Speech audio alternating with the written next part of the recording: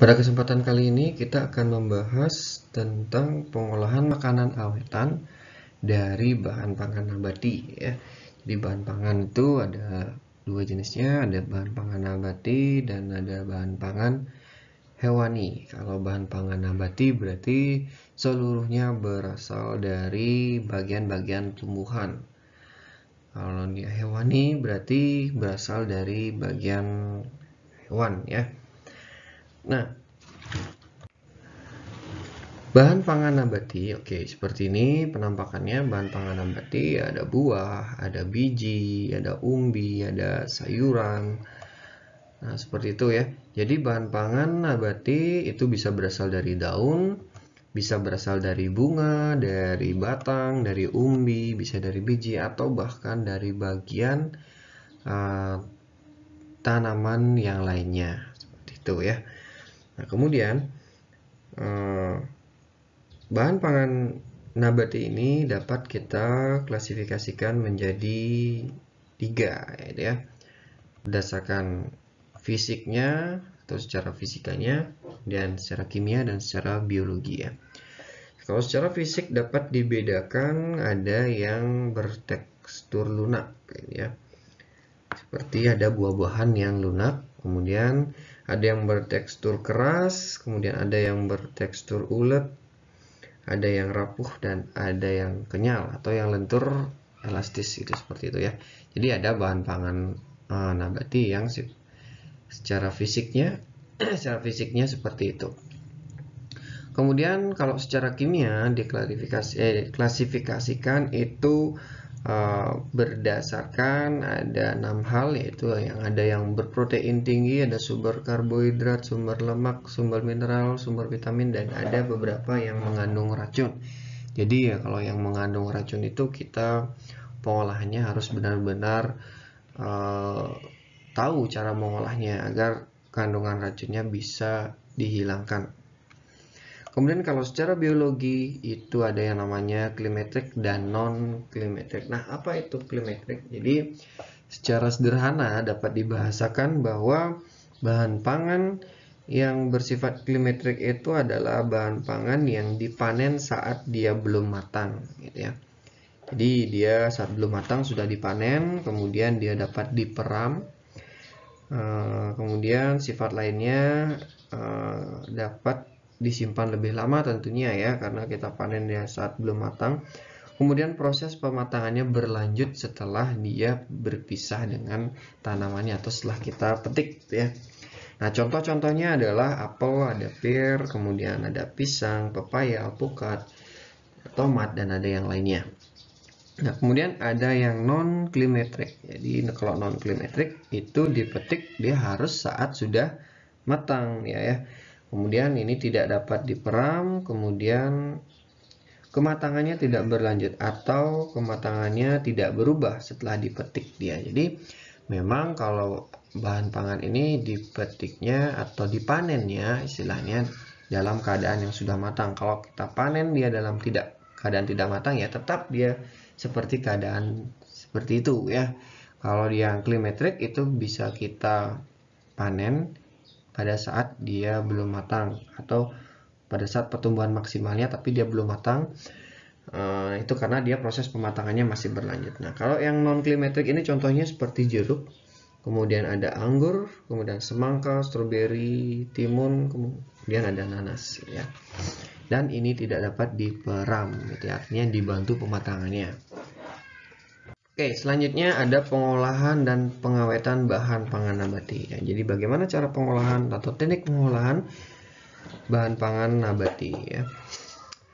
Yang pertama itu ada pemanasan, ada pendinginan, ada pengeringan, ada pengalengan, kemudian ada penambahan bahan kimia dan fermentasi. Ini juga bisa kita bedakan menjadi 3 ya. Ada 3 itu berdasarkan fisika, itu bisa pemanasan, pendinginan, pengeringan, dan pengalengan itu secara fisika. Kemudian penambahan bahan kimia itu tentunya secara kimia, kemudian fermentasi secara biologi. Jadi tetap kita bagi sebenarnya menjadi 3 ya. Oke, kita bahas satu persatu dari pemanasan. Jadi pemanasan pasti tahu ya pemanasan itu seperti apa, tapi pemanasan itu dibagi lagi menjadi 3. Ada yang namanya blanching ya. Blanching itu pemanasan pada suhu yang tidak cukup tinggi dan hanya dalam jangka waktu yang pendek gitu ya. Hanya sebentar itu dipanaskan. Nah, ini ya. Jadi merupakan proses thermal yang menggunakan suhu 75 sampai 95. Nah, waktunya sampai 1 atau 10 menit. Ya, ini dilakukan umumnya pada buah-buahan dan sayuran. Jadi tidak bisa kita lakukan pada umbi atau biji tentunya. Seperti itu ya. Nah, kemudian kalau dia tanpa blanching gitu ya, maka sayuran dan buah-buahan itu dia akan berubah menjadi kecoklatan. Jadi dengan blanching ini lebih awet lah jadinya secara fisikalnya. Kemudian blanching ini ada dua tekniknya, ada blanching dengan air panas, jadi kita rebus di air panas, ada blanching dengan uap panas. Nah, itu bisa dipilih salah satunya seperti itu ya. Kemudian teknik blanching itu sering dilakukan sebenarnya ya, tapi tanpa disadari nama-namanya adalah blanching. Oke, kemudian yang berikutnya adalah pasteurisasi ya. Jadi pasteurisasi ini adalah teknik atau cara pengolahan panas ya, pada suhu yang sedang ya, yang bertujuan untuk membunuh mikroba patogen ya, dan sebagian pembusuk serta inaktivasi enzim. Nah, ini tujuannya untuk membunuh sebagian dari mikroba. Kalau tadi dengan blanching itu tidak membunuh mikrobanya, tapi hanya agar tampilannya lebih awet aja ya. Kalau pasteurisasi berarti itu membunuh mikroba tapi tidak secara keseluruhan. Nah, ini menggunakan mesin ya. Kemudian tidak mematikan semua mikroba ya, tapi bisa meminimalkan pertumbuhan mikrobanya ya. Jadi diperlukan perlakuan lain ya. Jadi untuk mengoptimalkan hal tersebut ya, bisa dengan penambahan pengawet, kemudian bisa dengan pendinginan setelah itu, kemudian bisa dengan penurunan pH ya. Jadi pasteurisasi ini contohnya ya seperti gambar di sebelah itu ya, seperti itu. Yogurt misalkan, nah kita bisa ya jadi dengan pasteurisasi ya. Oke, selanjutnya adalah sterilisasi ya. Sterilisasi, namanya sterilisasi sudah jelas, berarti kita sudah menghilangkan seluruh mikroba yang ada ya. Jadi kalau dia tadi dengan blanching tidak bisa untuk membunuh mikrobanya, kemudian dengan pasteurisasi hanya sebagian mikroba yang bisa dibunuh, kemudian kalau sterilisasi seluruh mikrobanya bisa dimatikan gitu ya dengan sterilisasi. Nah, jadi sterilisasi komersial dan total. Kalau total itu sudah pasti secara menyeluruh ya mikrobanya dimatikan. Kalau komersial itu sebagian besar mikroba itu bisa mati, tapi masih ada beberapa saja yang tetap hidup setelah pemanasan. Ya, biasanya setelah pemanasan itu disimpan dalam kaleng ya, dari pengalengan botol atau wadah lainnya. Oke. Ya, jadi yang jelas itu kalau ada mikroba yang membahayakan itu dia pasti tidak aktif dia di sana, jadi inaktif istilahnya. Kalau dengan sterilisasi ini. Nah, seperti itu contohnya bahan pangan yang sudah disterilisasi. Jadi proses pemanasan itu ada 3 ya. Kemudian ada pendinginan dan pembekuan. Nah, apa sih bedanya pendinginan dan pembekuan ya? Kalau pendinginan itu hanya sampai suhu minus 2 derajat Celcius. Kalau pembekuan itu dia sampai beku sekali gitu ya. Ya, sampai misalkan suhu minus 24 derajat Celcius itu ya. Jadi kalau pembekuan. Nah, ada plus minusnya. Kalau pembekuan itu berarti daya tahan makanan pangan itu lebih lama dibandingkan dengan pendinginan. Tetapi kekurangannya adalah ketika dibekukan maka setelah dia dikeluarkan dari freezer gitu ya istilahnya. Jadi kalau pembekuan tidak mematikan mikroba dia di sana ya. Jadi hanya menginaktifkan. Ketika dia kembali pada suhu normal ketika keluarkan dalam mesin pendingin, maka pertumbuhan mikrobanya akan menjadi semakin cepat. Jadi kalau dia makanan yang dibekukan itu harus sekali pakai gitu ya. Misalkan kita mengambil sayuran yang dibekukan, maka seluruh sayuran itu harus kita masak semuanya gitu ya. Makanya kalau dibekukan kita paket-paketkan seberapa yang kita butuhkan gitu ya. Berbeda dengan pendinginan. Kalau pendinginan itu dia masih sama seperti biasa, cuma daya tahannya lebih kurang ya. Nah, kemudian ada pengeringan. Nah, pengeringan ini sangat lumrah ya dilakukan ya. Tujuannya adalah mengurangi atau menghilangkan kadar air di dalam bahan pangan.